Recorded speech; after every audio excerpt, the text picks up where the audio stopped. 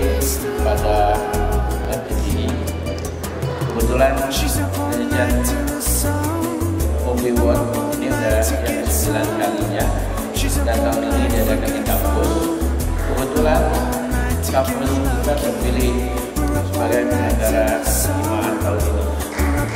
Orang yang satu ini luar biasa, punya kreativitas yang luar biasa, dan beliau ini seorang produser dari RCTI untuk special program. Saya boleh minta tepuk tangan yang luar biasa. Ini dia, Mas Emri Akbaril Syah. Boleh berikan tepuk tangan yang luar biasa, ya. Mas, lambaikan tangan dulu, Mas. Oke, ini dia, Mas EM. Cuman kamu loh yang lambai tangan loh. Oke, terima kasih. Silahkan duduk. Mas Emri, ini kita panggilnya Mas Emri atau siapa nih?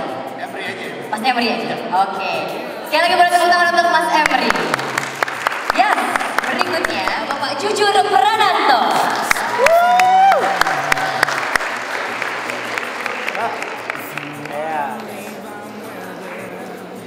Yes, ini dia. Boleh sekali lagi tepuk tangan.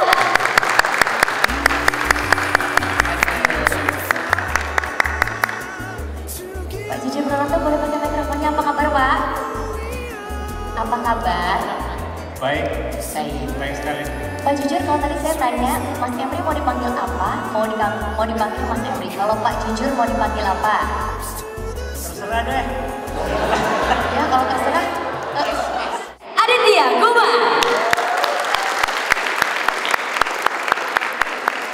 Ini aslinya ternyata ya. Oke. Mas Aditya Guma, apa kabar? Baik, panggil saya kakak ya. Aduh, yang tadi Pak De, yang ini kakak, ya ampun. Ya ini Pak De. Mas ya, saya kakak ya. Oke. Kakak, Iya. Kak Adit, Kak Adit, Kak Tia atau Kak Gumai? Kak Aditya. Kak Aditya aja yang panjang ya. Ini dia. Lukman Sardi.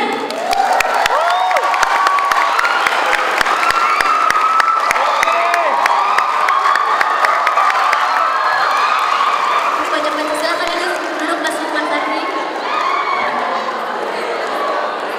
Aktor munculnya beda dari Beda ya? Tadinya mau dari atas. Oh, mau dari atas. asli. Oke. Mas Lukman Sardi, apa kabar? Baik, baik. Baik. Mau menyapa dulu teman-teman di Desa Tunggal, Desa Unggul. Halo semua, apa kabar? Nggak semangat nih. Apa kabar semuanya? Ini baru berasa. Baru berasa. Boleh sekali lagi tepuk tangan untuk Lukman Sardi. Ya, teman-teman dari Esa Unggul, hari ini kita akan membahas banyak sekali hal-hal yang berkaitan dengan Indonesian Movie Award. Dan hari ini kita akan membahas satu persatu, dari mulai produser sampai dengan orang-orang yang ikut andil di dalam perfilman di Indonesia. Untuk itu kita akan langsung saja berbincang dengan Mas Emri. Tapi sebelumnya ada sesuatu hal yang harus kita saksikan terlebih dahulu ya. Mas Emri, kita akan sama-sama menyaksikan sebuah showreel Indonesian Movie Award. Ini dia videonya. Oke, teman-teman di sini mungkin banyak sekali yang bertanya Mas Emri nih. Kadang-kadang kalau ini ada sebuah penghargaan atau apresiasi yang luar biasa di dunia perfilman. Kalau boleh tahu, ini apa sih sebetulnya yang melatar belakangi dibuatnya Indonesia Movie Award tahun 2015? Jadi, Oh, ini mau ditukar ya, produser sebelah sini ya? Baik, silakan. Oke, jadi IMA ini yang ke-9 dari 2007. Kemudian awalnya IMA itu diadakan karena kita ingin mengapresiasi aktor dan aktris saja, dimana itu satu-satunya penghargaan khusus yang ada di Indonesia untuk dunia perfilman. Jadi memang dengan adanya Indonesian Movie Award diharapkan para artis-artis itu lebih bersemangat lagi untuk acting dan memberikan karyanya yang kalau nggak salah tuh Pak Jujur bilang waktu itu ya, bukan sebagai untuk mencari nafkah saja, tapi untuk mendapatkan sebuah apresiasi. Kategori itu kita ada 12 kategori terbagi menjadi 2. Jadi ada yang kategori terbaik. Kategori terbaik adalah daftar nomininya dipilih oleh para juri. Kemudian di periode menjelang IMA, juri akan berembuk lagi untuk dari para nomini ini ditentukan siapa yang layak mendapatkan gelar terbaik menurut penilaian para juri. Special Award itu baru tahun ini. Jadi kalau mau tahu lifetime-nya yang dapat siapa dan Special Award-nya yang dapat juga siapa, tonton Iman 18 Mei jam 9 malam. Tetap harus promo ya, luar biasa ya. Gini, bedanya kita dengan yang lain adalah kita karena kita kan tayang di TV nasional. Karena kita tayang di TV nasional, memang bahasannya adalah film-film yang tayang di bioskop nasional juga, baik itu yang di daerah maupun yang di kota besar. Jadi kita untuk yang ini mungkin nanti cuma ke 10-11. Jadi kita sekarang memang fokusnya ke film yang tayang di layar lebar, bioskop 21 atau Disney Netflix. Karena memang industri kita televisi adalah industri untuk bahasa kerennya sih mainstream gitu. Jadi kita memang industrinya mainstream dan kita sister industri juga dari film dan televisi. Jadi kita support film dengan mengadakan support film yang tayang di layar lebar dengan mengadakan awarding untuk film-film tersebut. Oke, jadi kalau misalnya di 10, 11 atau 12-nya mungkin teman-teman yang bikin film ini mungkin bisa dinominasi ya? Bisa. Nah, banyak banget berarti ya? Banyak banget. Kalau yang dapat penghargaan banyak. Paling banyak itu kalau misalnya di awal-awal IMA ya, di 2007 atau 2008 itu paling banyak di situ. Tapi karena sekarang juri-juri lebih selektif, Om Adit dan Pak Jujur, jadi kita pastikan yang dapat tahun ini cuma dapat satu penghargaan kemungkinannya, tapi itu sudah pasti selektif. Jadi apa yang saking banyaknya yang kemarin-kemarin itu sebelum banget. Banyak banget ya? Banyak banget. Dan mudah-mudahan tahun ini cukup banyak ya. Oke, Mas, sedikit saja ini menarik sekali. Ini kan Mas Em ini kan bikin sebuah program award ini ya. Nah, ada nggak kesempatan buat teman-teman di Esa Unggul boleh magang atau boleh ikut gabung nih? Nah, Emang ada yang mau magang di sini? ada ya, ada ya. Yang mau magang siapa di sini? Enggak ada loh kan? Ada, pasti ada. Ada yang mau magang, mau coba? Ada sama tuh. Adanya jangan begini, boleh acungkan tangannya, ada. Mau magang sudah mau magang. Banyak Mas. Barusan tadi gue mau kasih hati itu banyak banget.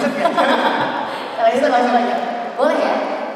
Dan ini juga ada himbauan nggak buat teman-teman ini kan karena banyak ada yang dari broadcasting, ada dari jurnalistik, ada juga dari advertising dan juga dari PR. Ini mungkin kita ajak buat gabung bareng sama kita kalau udah lulus boleh ya? Boleh dong, sebelum lulus pun bisa. Jadi tahun 5 2014 itu tim produksi dibantu oleh anak magang dan dia dapat peran yang sangat besar dan vital. Kenapa kamu angkat tangan deh? Tadi latah gitu. Jadi dia dapat peran yang sangat vital banget. Jadi anak magang kalau di kita atau di IMA kalau biasa kerja sama aku bukan sekedar untuk disuruh-suruh, tapi akan mengerjakan satu part yang kedepannya pada saat udah nonton di YouTube lo akan bilang ke teman-teman, wah itu kerja gue tuh yang itu, gue kerja sendiri, gitu. Jadi yang mau magang siapa? Oh banyak kan, cuma agak malu-malu. Kalau di sini dibuka open recruitment mungkin nanti langsung pada daftar lah ya. Dari Fakultas Komunikasi jurusan PR. Saya mau nanya kepada Mas Mas Emil Ahdasyah ya. Untuk penilaian Indonesia Movie Awards 2015 itu apa aja ya dari aspek-aspeknya spesifiknya gitu? Itu yang Terima kasih. Jadi enaknya di IMA itu juri tidak kita intervensi sama sekali. Jadi jawaban tadi Pak Jujur kayak yang sama Om Adit yang berhak jawab karena untuk penilaian film kan, untuk film yang akhirnya masuk kategori itu penilaiannya ada di juri. Kalau boleh dijelasin mungkin Pak Jujur sama Om Adit? Sweet. Dikit aja dulu ya. Pak Dia boleh dijawabnya dikit dulu aja nanti kita bahas lagi. Oh, kategori berarti ya? Ya. Kebetulan sekali kalau udah ditayangkan di sini ya kategorinya. Kebetulan sekali, jadi saya tinggal baca aja. Oh, syaratnya bisa masuk kategori. Sebetulnya kita penilaian umum aja ya, artinya karena kita menyaksikan dari 60 peserta, kemudian syaratnya supaya terpilih. Penilaiannya apa aja? Penilaiannya karena kita menilai aktor dan aktris, otomatis yang menilai ya actingnya. Sesimpel itu sih sebenarnya. Artinya kalau kita kemudian merinci acting macam apa yang kemudian kita nilai itu akan menjadi sebuah teori yang sangat saya sendiri tidak bisa menjelaskan secara singkat. Cuman secara common sense saja ya, yang paling kita nilai adalah yang paling menarik perhatian para juri adalah ketika seorang aktor atau seorang aktris itu membawakan peran sehingga kita lupa bahwa yang hadir di layar itu adalah si aktor itu atau si. Ketika kita nonton Habibie misalnya, kita lupa bahwa dia adalah Reza Radian, itu berarti dia sudah berhasil menjadi seorang aktor yang baik. Ketika di layar muncul Muhammad Hatta, kita lupa bahwa itu adalah Lokman, berarti Lokman berhasil. Itu penilaian yang sangat common sense, itu yang secara pribadi saya menilainya sangat begitu. Mungkin Pak Adit ada penilaian? Iya, simpelnya adalah seberapa meyakinkan seorang aktor dan aktris menampilkan karya seni perannya kepada kita sebagai penonton. Apakah kita biar ngomong sedikit aja gak usah orang tua nih. Udah mulai uzur, maaf ya. Waduh, Pak De. Biasa kalau di rumah gitu, Bang. Biasanya ada ini loh, sesajennya. Oh gitu, ada sesajennya. Tapi sebenarnya Bapak, Ibu, para pengurus atau pengajar, selamat siang. Terima kasih sudah menyediakan tempat ini ya. Oke. Tadi lanjutin ya. Mengenai aktor dan aktris bagaimana ya? Saya mau tanya juga nih ke audiens semuanya nih. Siapa yang mau jadi aktor dan aktris? Mulai, bagus. Tangannya kurang tinggi, jangan malu-malu. Aktor dan aktris pekerjaan halal loh. Tadi ada yang merasa 11-12 sama Ricky Harun, katanya boleh berdiri ada mirip sama Ricky Harun. Mana Ricky Harun? Nah ini katanya Ricky Harun. Saya sama Ricky Harun. Bacanya. Iya, mirip kok. Mirip ya. Ricky Harun cabang Esa Unggul. Nah, jadi itu tadi keyakinan kita. Coba di sini yang penggemar film Indonesia, coba aktor yang menurut Anda paling meyakinkan selain Lukman Sardi? Reza, siapa lagi? Siapa?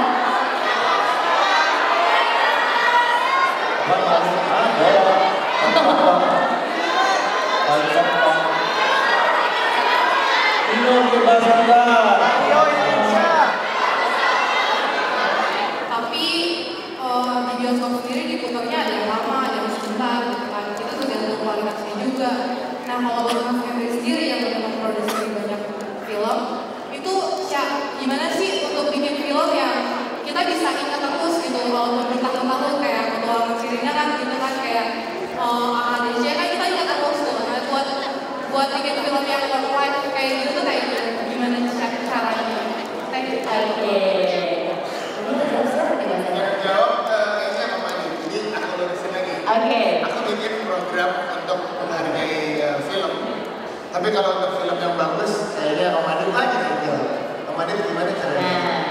Oke, saya coba jawab ya. Tadi pertanyaannya adalah bagaimana membuat sebuah film yang bisa cukup memiliki kesan kuat di benak kita sebagai penonton untuk jangka waktu yang lama. Menurut saya selain memang sebuah cerita yang menarik, penggarapan yang bagus, juga barangkali juga momen. Ada saatnya film itu keluar di momen yang tepat. Ketika Petualangan Sirina muncul, ketika ada menyebutkan Petualangan Sirina yang begitu membekas di ingatan, itu film anak-anak nyaris tidak ada pada masa itu. Ada Apa Dengan Cinta juga muncul di momen yang tepat, pada masa di mana film Indonesia baru saja bangkit dari tidur panjangnya. Sehingga, dan ternyata bagus juga, selain momen yang tepat dan bagus, dan akhirnya membekas di pikiran kita. Mungkin kalau zaman kita, Mas, jujur yang paling kita ingat film apa ya? Aku sih Cita-Cita dari SMA. Kalau Mas jujur lebih lama ya, anak-anak ini mungkin ya. Atau Tiga Darah. Cinta pertama. Cinta pertama. Nah, aku dulu suka filmnya Mas Burman dulu waktu masih kecil. Pengemis dan Tukang Beca. Wah, udah mungkin nggak nonton ya, tapi itu film yang keren banget. Belum lahir. Ya itu, jadi artinya film yang bagus juga, cerita yang menarik dan momen yang tepat gitu. Menurut saya itu jadi faktor penentu sebuah film bisa membekas selama di ingatan para penonton. Simple tapi pas kali ya. Harus tepat waktunya, tepat juga momennya. Nah, sudah cukup? Baik, untuk pertanyaan di sesi yang pertama kita sudah dulu. Kita akan lanjutkan lagi dengan narasumber kita yang kedua. Boleh saya minta tepuk tangan yang luar biasa? Iya, dua-duanya membekas kan? Ini dia. Oke, nah tadi sudah disampaikan oleh Kak Aditya Kumain. Kalau misalnya Mas Jujur Menanto ini adalah penulis dari film Ada Apa Dengan Cinta dan juga Petualangan Sherina. Ini semuanya dua-duanya udah nonton ya? Oke. Sebelum kita tanya yang beneran, saya mau tanya yang gini-gini. Mas Jujur, kenapa sih namanya harus cinta? Nah, mungkin kenapa kan? Kalau namanya jujur kan? Ada apa dengan Ina mungkin ada? Kenapa namanya cinta? Cinta ya supaya ini aja supaya menarik aja sih Mas. Supaya menarik ya? Terus saya kalau nama cinta itu bukan dari saya, tidak dibilang semana. Dia tiba-tiba punya judul itu sudah ada sebelum senarionya lahir. Ada Apa Dengan Cinta. Iya. Dan ya dianggap sesuatu yang menduakan. Ada Apa Dengan Cinta, cinta dalam medan cinta dan dalam medan tokoh. Jadi dianggap menarik. Nah, itu kan sangat menarik sekali. Apalagi kalau Petualangan Sherina juga itu kan menarik sekali ya. Iya. Nah, kalau misalnya kita kadang-kadang punya pemikiran, ini kok bisa sih terinspirasi membuat naskah dari dua film yang luar biasa yang sampai sekarang kita membatas sekali. Ini ada nggak inspirasinya dari mana sih, Mas Jujur? Kalau Ada Apa Dengan Cinta ada sih dikit-dikit terinspirasi dari persoalan pribadi itu ada. Jadi ada curcol ya, curcol. Tahun apa yang diperankan Iko, tapi itu ceritanya Mas Jujur. Yang cintanya itu sebenarnya itu Lerasari. Kan kalau di cinta kan tokoh cowoknya sok cool gitu terus dapet yang cantik. Kalau dulu cari cool tapi gak dapet. Gitu. Dia cool, istrinya Pak, anaknya dispenser. Jadi selalu ada kaitan antara kerja personal kemudian masuk di diri orang lain, masuk di diri orang lain kita kelola bersama-sama. Cuman spirit untuk kemudian futsal itu sih ada. Ada itu. Cepat colongan juga ya. Ya, kemudian kegiatan majalah dinding itu ya ingat-ingat waktu SMA pernah berstasiun dinding ya seperti itu. Majalah dinding. Mungkin di sini udah pernah coba juga bikin majalah dinding. Ya, emang masih ada ya sekarang majalah dinding? Bukannya online apa gitu lah ya? Orang kampus. Blog gitu. Iya. Udah kayaknya nggak ada majalah dinding sekarang. Tapi kalau Petualangan Sherina, apa yang menginspirasi? Petualangan Sherina itu lebih membuat film anak-anak lebih tidak ada beban ya, dalam pengertian masalahnya lebih simpel gitu. Ya antara berantem dan berteman itu kan begitu cepatnya berubah. Itu yang kemudian kita olah bahwa antara permusuhan dan persahabatan itu bisa berproses demikian menarik dan itu yang menginspirasi premis dari film Petualangan Sherina. Jadi bagaimana kalau kita ingin temanya kan mengenal lebih dekat gitu. Jadi kalau kita nggak kenal kadang-kadang ini kenapa sih nyebelin banget, tapi ya kenapa kamu tanya, karena kita nggak kenal baik. Kalau kita coba kenal baik pasti kita tahu dia itu seperti apa. Itu sebenarnya tema yang diangkat di Petualangan Sherina. Petualangan Sherina itu dua-duanya ini membekas sekali ya. Nggak tahu saya. Nggak tahu. Semua soalnya. Mungkin karena itu tadi Pak Aditya bilang bahwa ya adanya itu waktu itu ya. Apa boleh buat lah. Yang ada aja dah. Oke. Kalau kali ngobrolin tentang naskah kali ini kita ngobrolin tentang sutradaranya ya. Yes. Boleh ya. Nah, iya. Nah, Mas Adi, kalau ini Kak Adit ya. Kakak, baik.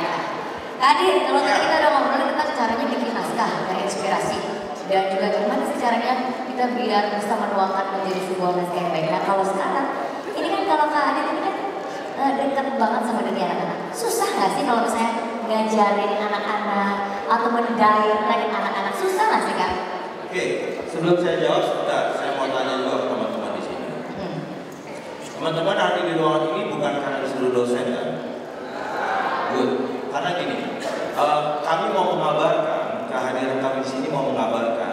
ada sebuah dunia yang seru banget, dunia pekerjaan yang asik banget, yaitu dunia kreatif di bidang film dan televisi. Kita mau mengabarkan itu. Karena kenapa? Kemarin itu pas sebelum ini kita datang ke Jayabaya kan, masih juga sama seperti ini sharing. Nah itu di ruangan tunggu sambil menunggu acara dimulai, ada dosennya ngumpul ngobrol sama kita. Salah satu dosennya itu anaknya kuliah di situ dan udah mau selesai, tapi dia gelisah dosennya. Anak saya itu kalau ditanya mas, jawabannya nanti kamu mau jadi apa? Gak tahu. Nah, kalau masih kecil, kalau ditanya kamu mau jadi apa sih, lucu ya. Kamu jadi apa? Jadi dokter, jadi insinyur. Kalau udah sendiri gini masih tanya kamu mau jadi apa? Ekspresi beda, ya kan? Kira-kira teman-teman tuh di dalam hati kecilnya masing-masing kepikiran tuh ke depannya, selesai kuliah atau sedang dalam masa kuliah ini mau jadi apakah kita? Nah, salah satunya kembali ke pertanyaan tadi, bagaimana mendirect anak-anak. Anak-anak kecil di sanggar saya tahun ini yang bergabung sekian ribu orang, dan mereka rata-rata orang tuanya mengatakan bukan dulu pengen anaknya jadi artis, karena di sanggar anak-anak yang sekolah muda, kalau anaknya daftar tidak boleh ngurus film, pokoknya masuk sanggar pasti dia main film. Itu bohong, nggak boleh. Yang bisa kita jadikan adalah kalau masuk sanggar, insya Allah percaya dirinya lebih berkembang. Karena percaya diri itu penting. Nah, jadi kembali ke pertanyaan tadi, apakah saya sulit mendirect anak-anak? Anak-anak yang tampil rata-rata anak-anak yang sudah terbina percaya dirinya, sehingga jauh lebih mudah. Dan itu perlu proses. Olga Saputra itu gabung di sanggar saya di umur sekitar 15 tahun. 7 tahun kemudian baru dia mentas, baru berani tampil. Dan seorang anak yang hanya sembunyi di punggung temannya, takut disuruh maju. Ternyata percaya diri itu menjadi sangat penting, bukan hanya di dunia orang yang akan tampil di depan umum, tapi di dunia kehidupan kita sehari-hari. Artinya Anda semua nanti akan bekerja, mungkin di kantor apa, di mana. Ketika datang ketemu HRD, penampilan kita udah gak percaya diri, malu-malu atau ragu-ragu menjawab, tidak dengan selamat siang, hai, halo, saya dengan semangat gitu, dengan senyum gitu. Teman-teman akan menjadi ordinary people, orang biasa. Yang dibutuhkan dalam dunia pekerjaan sekarang adalah extraordinary people, orang di atas rata-rata. Setiap tahun ratusan ribu anak SMA lulus, setiap tahun puluhan ribu sarjana dilatih, tapi setiap tahun puluhan ribu orang di PHK. Karena negara kita luar biasa besar penduduknya. Jadi teman-teman, kita mau mengabarkan kepada teman-teman yang hadir di sini, yuk share, bertanya, kita akan berbagi. Dan karena kebetulan saya juga menulis skenario jauh mungkin dari usia 14 tahun di tahun 1980-an, saya menulis skenario untuk TVRI. Lalu akhirnya bisa membiayai sekolah saya sendiri dari hasil skenario. Lalu ketika lulus SMA saya mendirikan Teater Kolam Muda Sanggar Ananda tahun 1986, jadi tahun ini sudah 29 tahun. Jadi begitu lulus SMA saya nggak nyari kerja, saya percaya. Jadi ibu saya suka bilang gini, sekolah, ijazah itu nyawa kedua kamu. Oke, saya sekolah, saya SMA, kuliah sempat. Tapi kemudian saya bilang pada ibu saya, ibu, saya mau bekerja dengan nyawa ketiga saya. Apa itu? Kreativitas dan bakat.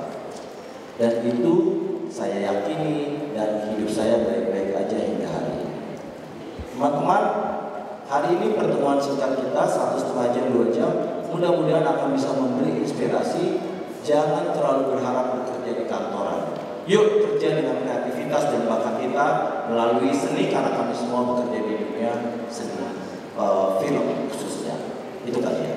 Oke. Wow, terinspirasi sekali ya dengan apa yang disampaikan sama Alif. Kalau misalnya ini 3 orang rekan lainnya di tim pencuri, siapa lagi? Ya, Marcella Yulianti, Matias Mucus, tapi hari ini nggak ada di sini ya. Sama Mas Beni.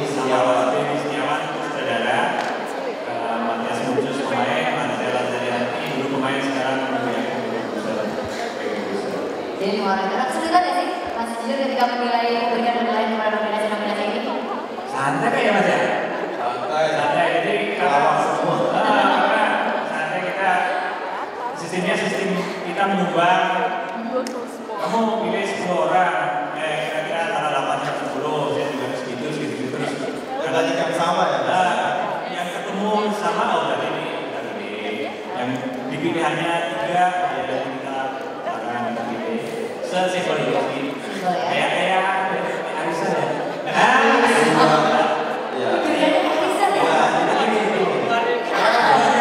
Nah, mekanismenya gini. Jadi nanti film oleh penyelenggara.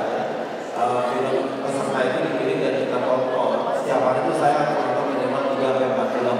Gitu ya, di mana-mana saya tonton dari rumah, dari mobil, kita nggak pergi malam sebelum tidur masih saya tonton. Lalu kemudian saya menjagokan bahkan film yang tidak dijagokan, artinya film dengan judul yang misalnya film horor apalah gitu ya. Itu saya harus tonton karena yang ada itu bukan filmnya, aktor aktrisnya. Barangkali aja di antara film yang sebenarnya tidak memiliki cerita yang menarik dan sebagainya, itu muncul satu mutiara pemain yang memang bagus itu diperhitungkan karena yang nilai 5 ini aktor dan aktris. Tapi kalau misalnya nonton film horor nggak sampai tutup mata kan biasanya? Ini pasti banyak juga yang kalau nonton horor gini-gini ini nggak kelihatan nanti ya? Coba tanya. Ya. Film apa yang terakhir ditonton? Nah. Avengers. Apa film Indonesia? Cokro Aminoto. Di ruangan ini yang menonton Cokro Aminoto siapa? 1, 2, 3. Iya, itu udah lama. Filosofi kopi. Nah, 1, 2, 3, 4, 5, 6, 7, 8, 9, 10. Bioskop ya. Bangga lumayan lah. Bukan ini film terbaru ya. film terbaru. Dari sekian ratus orang yang biasanya hanya 19 yang nonton filosofi kopi yang sedang melibatkan ini. Cokro lebih sedikit. Kira-kira apa ya yang nonton banyak di kurun waktu? Yang sekarang ini. Kalau film saya terbaru, kalau belum nonton wajar soalnya belum apa-apa udah di film kita. Kalau saya ada Surga di Rumahmu, kurang. Itu filmnya si A nongol dulu. Saya buat si A, saya si B, si C, si D. Iya. Kalau mau jadi sutradara yang baik, kalau menurut saya, seleranya harus bagus. Jadi sutradara bisa mudah sekarang, semuanya bisa pakai kamera yang diikat atau bahkan handphone pun bisa jadi. Tapi sebuah cerita yang disutradarai oleh 2 orang yang berbeda, itu bisa jadi beda juga, tergantung main di adegannya. Nah, banyak juga yang mungkin memiliki dasar pendidikan yang bagus, sekolah film di luar negeri, gitu ya. Tapi filmnya juga ternyata menurut saya seperti yang ditonton biasa-biasa aja. Akhirnya semua kembali kepada cukup punya selera baikkah kita dalam menyampaikan cerita, menjadi seorang storytelling yang baikkah kita. Kita kan seperti sedang mendongeng, ya. Kalau saya ketika membaca skenario, saya kalkulasi dulu di bagian mana sebuah cerita sudah mulai menimbulkan penonton itu tetap terpaku terhadap cerita sampai akhir, di bagian mana saja sehingga penonton bisa dituntun ingin menonton hingga akhir. Di bagian mana penonton sudah mulai buka-buka bekal, nyari bekal dan minuman karena udah nggak menarik, agak penting juga, jadi mulai dia nyemil popcorn. Nah, itu harus dikalkulasi banget kalau saya, ya, sehingga dari menit-menitnya dia tetap menjadi sebuah rangkaian cerita yang menarik untuk disaksikan sehingga penonton terpukau hingga akhir dan ternyata film habis. Kalau saya itu ya itu barangkali ini Pak Lukman juga ada jadi sutradara loh, filmnya dahsyat loh, di Bali 98, keren banget. Ya, saya nonton film itu kan tahu banget film itu susah dibuatnya, dan Mas Lukman sebagai aktor yang kemudian jadi sutradara, kan yang perdana itu ya? Iya, iya. Itu luar biasa, keren. Kalau ya,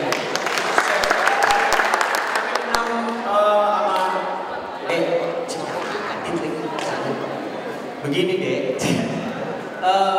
itu bener banget sih. Sebenarnya gini, kalau kebetulan kalau aku kan bukan belajar dari nggak pernah sekolah secara khusus secara film gitu ya. Bahkan di dunia keaktoran pun gitu nggak pernah belajar tentang jadi seorang aktor. Tapi yang penting kembali lagi tadi mengutip kalimat Mas Jujur adalah mengamati. Kita dalam hidup ini kan banyak mengalami peristiwa dari A sampai Z. Itu biasanya sesuatu pengalaman itu jadi apa ya, kayak semacam amunisi kalau saya. Makanya saya simpan, saya amatin gitu kan. Jadi kayak amunisi yang pada saat kita bercerita itu bisa keluar. Ini begini. Jadi sebenarnya kan film itu kan menggambarkan kehidupan kan. Ya, kita menggambarkan kehidupan terus kita filmin. Dan orang-orang sebenarnya datang ke bioskop bayar untuk melihat kehidupannya. Dan itu akhirnya sangat related sama, makanya mereka mau datang karena related, ada hubungannya, karena ini kita gambar kehidupan. Nah, dengan kita ngamati, kita ngalamin kehidupan dan permasalahan itu sendiri, itu bisa jadi bahan untuk kita jadi sutradara, tapi tentu dengan pengamatan yang bukan hanya sekedar itu aja. Jadi kita pahami, kita ngerti, kita jalanin. Semakin itu akan semakin banyak kita punya pengalaman untuk diceritain. Kalau kayak misalnya kayak di kantoran gitu, menurut aku tuh sebenarnya semua orang itu juga berakting. Setiap hari itu kalian tuh berakting gitu. Mau ketemu guru, mau ketemu teman itu akan beda, itu namanya acting. Cuman bedanya pada saat ini depan kamera nih, itu yang ngebedain. Kalau yang dibayar lagi, dibayar lagi, dibayar. Sebenarnya sama aja kita ngelakuin itu pun dalam hidup kemana-mana kita acting. Nah kalau teori itu kalau menurut aku pengalaman bisa kita pelajari sambil jalan, tapi harus kita pelajari ya. Jadi menambah khasanah gitu kan. Ada teori-teori yang kita bisa baca. Nah harus rajin baca. Baca itu bukan sekedar cuma baca, tapi kita dari baca itu kita bisa berimajinasi, kita bisa berpikir seperti apa yang terjadi di buku dan segala macam, atau teori-teori film kita baca aja gitu. Dari situ kita bisa dapat banyak hal dan belajar dari orang-orang yang kalau aku tuh kan beberapa kali syuting sama sutradara, mereka itu kan itu sebenarnya secara nggak sadar mereka aku ambil ilmunya dengan gratis dan aku dibayar untuk mereka untuk main filmnya, tapi diambil ilmunya dengan gratis. Itu asas pemanfaatan sebenarnya. Bisa jadi kayak film kita coba buat film.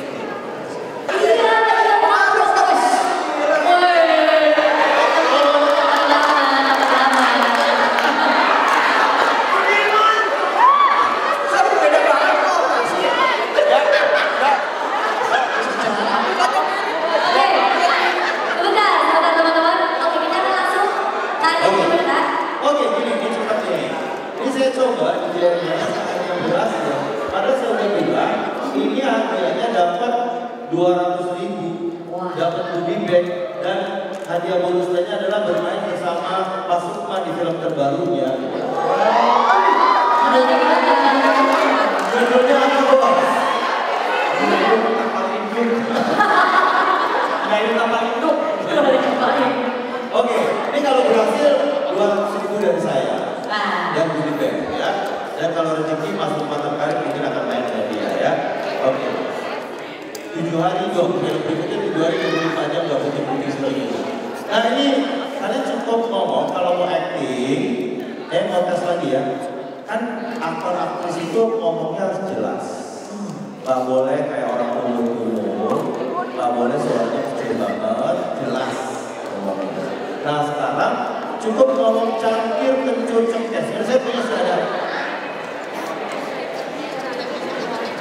Tisu sisa satu, hijau wajib kecoa, kepala diparut, mata diparut, kepala diparut. Oke, bambang bawang, mana bambang? Oke, saya tes dulu campur ya. Kalau berhasil saya tambahin hadiahnya dengan tisu sisa satu. Tisu Siti sisa satu. Sekarang tes pertama. Ditambahin dong. Salah langsung duduk. Silakan. Menang 200.000. Ditambah lagi 200.000 buat tes kedua. 400.000. Ya. Buat bayar kos tambah-tambah. Siap. Cangkir kencur cengkeh, latihan dulu deh. Kalau lolos baru. 1, 2, 3. Cangkir kencur cengkeh. Semua yuk latihan yuk. Kalau mereka nggak bisa kalian yang maju. Yang keras. Bang boleh coba Pak, cangkir kencur cengkeh. Cangkir. 1, 2, 3. Cangkir. Kencur. Cengkeh. Lulus TK semuanya ya. Oke, bisa? Kalau berhasil 200.000 dikali berapa? Ya. Tapi ngomongnya, coba tes dulu ya. Cangkir kencur cengkeh.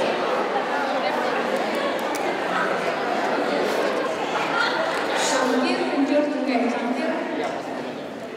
Cangkir kencur cengkeh.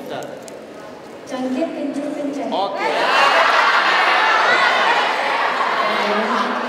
Cangkir kencur cengkeh. Bagus. Cangkir kencur cengkeh. Asik. Cangkir kencur kencur.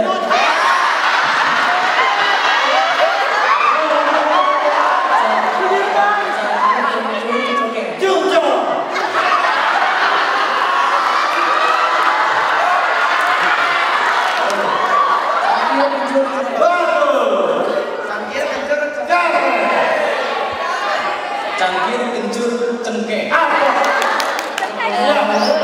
Karena buat dapat 200.000 mungkin mesti 10 kali. Cangkir kencur cengkeh, cangkir kencur cengkeh, cangkir kencur cengkeh, cangkir kencur cengkeh, cangkir kencur cengkeh, cangkir kencur cengkeh, cangkir kencur cengkeh, cangkir kencur cengkeh, cangkir kencur cengkeh, cangkir kencur cengkeh. Kalau baru sisa tisu. Ya, ini dulu tes ngomong jelas. Siap? Dari Ricky Harap. Satu, dua, tiga, berat. Coba sekali lagi. Yuk, kalau nggak kuat lambaikan tangan.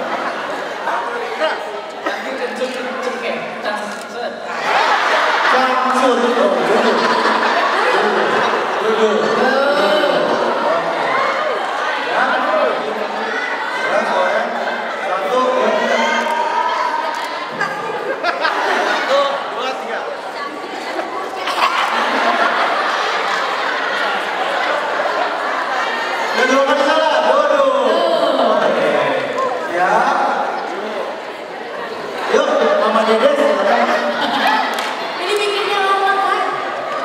Cangkir kencur cengkeh.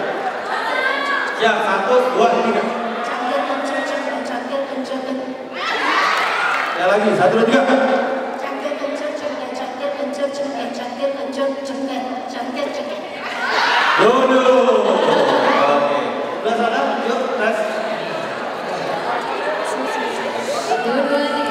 Cangkir kencur cengkeh, cangkir kencur cengkeh, cangkir kencur cengkeh.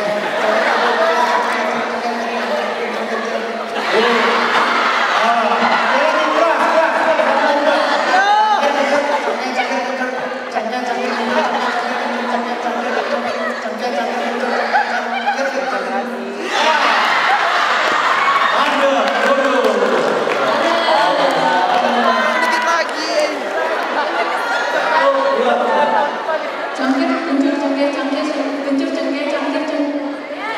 Coba sekali lagi, 1, 2, 3. Cangkir kencur cengkeh, 1, 2, 3. Cangkir kencur cengkeh, cangkir cengkeh.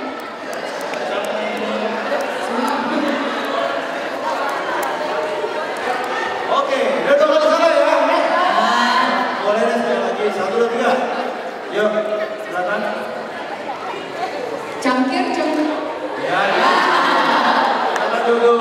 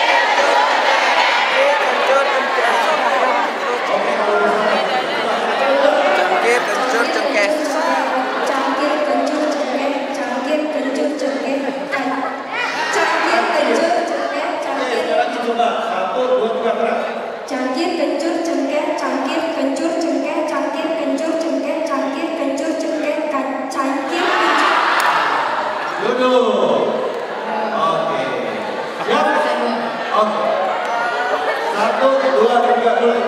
Cangkir kencur cengkeh, cangkir kencur kencet. Ya lagi. 1, 2, 3. Cangkir kencur cengkeh, cangkir kencur cengkeh, cangkir kencur cengkeh, cangkir kencur cengkeh, cangkir kencur cengkeh, cangkir kencur cengkeh, cangkir kencur cengkeh, cangkir kencur cengkeh, cangkir kencur cengkeh. Berhasil nggak?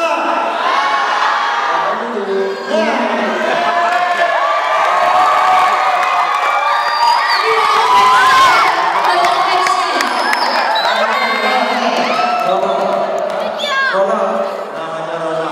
Ya. Oke, siap ya. 1, 2, 3, mulai. Cangkir kencur cengkeh, cangkir cengkur cengkeh. Ya dimaafin, dimaafin.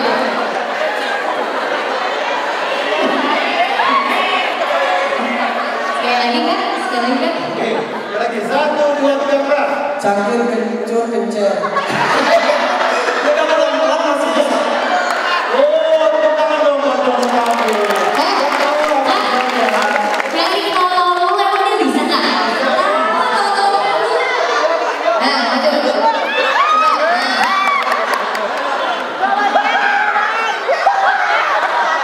Ini juga ketawain. Kalau mau lihat foto, pertama belajar ngomong jelas dulu. Ngomong jelas ya. Ya, cangkir kencur cengkeh. Yang keras 300.000. Tambahin. 1, 1, 2, 3. Cangkir kencur cengkeh, cangkir kencur cengkeh, cangkir kencur cengkeh. Ya lagi 1, 2, 3. Kak, mungkin sudah pede kali ya teman-temannya, mungkin harus ada ke sana mungkin ya. Kamu mau ngadep kemana? Ngadep ke sana, ngadep ke sana. Oh, ngadep ke sana ya udah. 2, 3. Cangkir kencur cengkeh, cangkir kencur cengkeh, cangkir kencur cengkeh, cangkir kencur cengkeh, cangkir kencur cengkeh, cangkir kencur cengkeh, cangkir kencur cengkeh,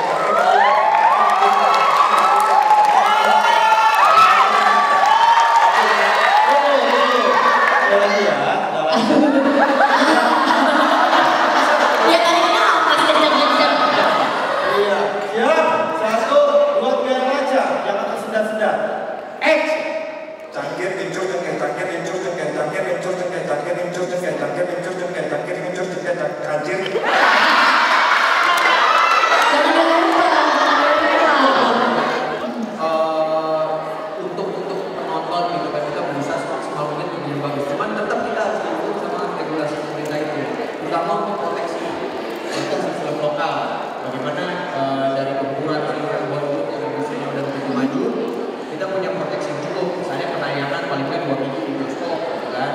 Dan dengan hal-hal tersebut, dan sekarang sih udah mulai dengan adanya kemarin campaign bahwa akhirnya presiden kita bilang bahwa ada campaign ayo nonton Indonesia.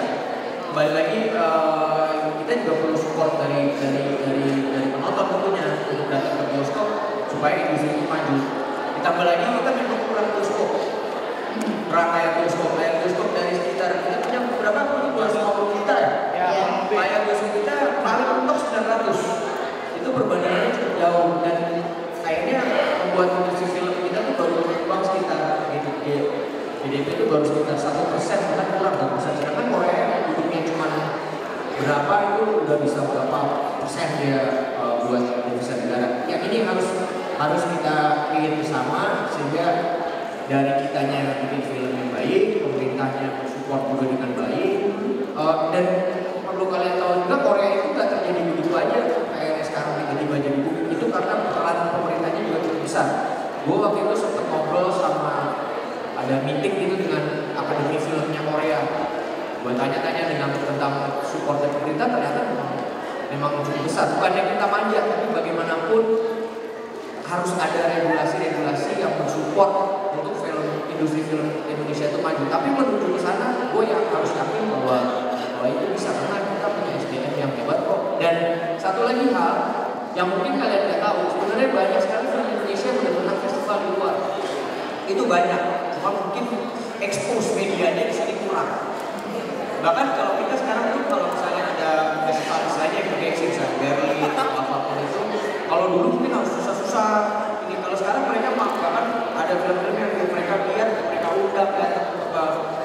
salah satu, karena buat mereka Indonesia pun udah ada apa ya, banyak cerita-cerita yang bagus dari sinias yang bagus.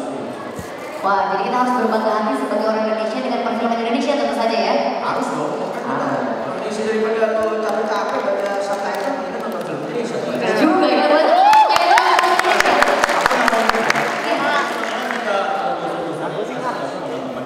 itu IFF yang diadakan di Melbourne. Kalau saya ke di tahun 2007-nya di sana, itu yang ada itu anak-anak mahasiswa Indonesia, persatuan pelajar Indonesia yang kuliah di MU, Melbourne University. Mereka bisa bikin festival yang bertahan 10 tahun ini dan menjadi agenda kota Melbourne. Salah satu agenda kota Melbourne adalah menonton film-film Indonesia di setiap kira-kira bulan Mei ya, Mei tahun kemarin bulan April ya, sekitar itu. Jadi teman-teman juga bisa nih di Esa Unggul bikin kepanitiaan, bikin aja festival film Indonesia sendiri, nonton.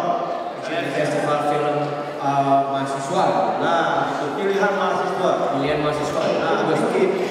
Nonton di sini cukup kok. Bisa pasang screen, masih sih.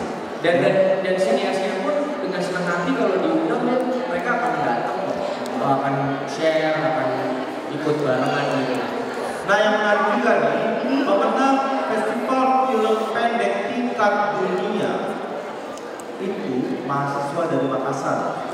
Udah pernah nonton ada film pendeknya judulnya Lagu Baru. Itu film pendek yang bagus banget ya, dan sangat menceritakan budaya Indonesia banget ya. Tapi bisa diterima oleh semua. Ya. Jadi perlu dilihat itu film itu. Ya. Dan teman-teman kalau misalnya bikin film, kalau kita mengacu pada biayanya Hollywood yang bikin film untuk dunia, memang gak bakal tercapai ya. Biaya kita Julia Roberts aja 20 tahun yang lalu honornya udah 20 miliar untuk satu film. Film kita baru di 2 sampai 4 miliar standarnya. Kecuali film yang film besar ya bisa 10 miliar sampai 12 miliar. Nah, tapi teman-teman bisa bikin film dengan konten lokal yang sangat kuat. Iran salah satu contohnya. Mereka sering banget masuk ke nominasi Oscar, Cannes Film Festival karena mengangkat film dengan konten lokal yang sangat kuat yang kita bisa bikin buat Indonesia. Oke, mulai dari tempat atas berita hari ini ada yang mau disampaikan terakhir saja untuk teman-teman yang ada di sini. Kan? Sebagai ketua juri, boleh langsung mengatakan. Oke. Kelar jam berapa? Ini kan kebanyakan dari broadcast, dari yang kebanyakan juga ada yang bikin televisi. Mungkin ada yang kalau sampai ada masuk sini, kalian masuk sini pasti ada ketertarikan dengan visual ya. Ya kita cuma berharap aja semoga acara seperti ini bisa membuat kalian minimal tahu bahwa seperti ini ya dunia film sekarang.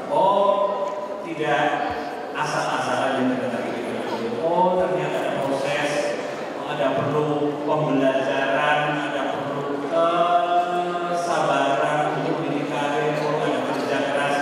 Itu yang paling penting untuk kalian pahami. Sementara itu sebab pada saat ini di sisi lain begitu mudah orang membuat film dengan yang perlu tadi bilang udah bisa jadi film. Saya tertarik dengan pertanyaan Mbak Syafa yang saya dan Ibu. Gimana cara bikin film itu kan yang sadar apa-apa? Sebenarnya simpel sekali jawabannya. Kalau kamu punya impian membuat film sudah pasti dengan sendirinya akan bisa. Itu yang penting ada obsesi, ada impian, ya. Yang paling mendorong kita untuk menjadi seorang sutradara kalau kalian yang bertanya itu adalah kita memang sudah punya impian dulu untuk membuat sesuatu. Sebab kalau kita tidak punya impian, mau ngapa-ngapain, mau didorong-dorong, mau ditanya orang tuanya, kamu mau jadi apa ya? Mana? Karena memang kita sendiri tidak punya impian. Jadi alangkah pentingnya sebuah obsesi, alangkah pentingnya sebuah cita-cita, alangkah pentingnya sebuah impian. Luar biasa banget lagi kita tepuk tangan untuk para narasumber kita hari ini. Terima kasih motivasi, semuanya terima kasih banyak sudah memberikan banyak inspirasi hari ini teman-teman dari Esa Unggul sudah banyak inspirasi hari ini ya.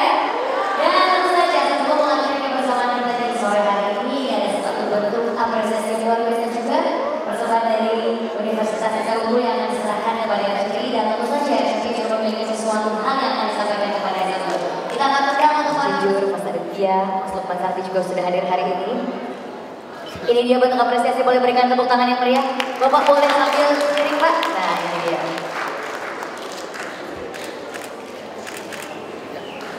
Dan tentu saja ada juga bentuk ucapan terima kasih dari RCTI karena Universitas Esa Unggul ini menjadi salah satu penyelenggara Indonesian Movie Award. Goes to Campus, boleh berikan tepuk tangan sekali lagi. Boleh berfoto bersama Pak. Pak Jujur, Mas Aditya Kumai, kemudian juga Mas Lukman Sarti, kita akan persilahkan.